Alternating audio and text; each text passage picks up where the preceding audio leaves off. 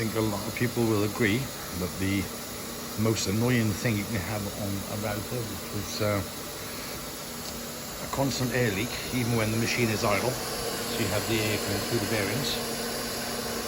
That always happens on HSD and the HPD spindle on the 9 kilowatt model, not so much on the 6 kilowatt. And the fan is running all day long.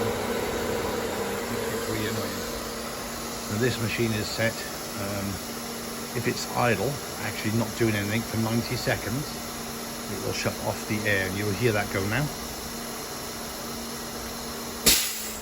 That's the air off, and it switches the fan off, so you're not wasting precious compressor air, and you haven't got the fan running all day giving you that horrible droning noise while you're in standby. As soon as the machine is commanded to move again, all that kicks back in, so the air comes back on.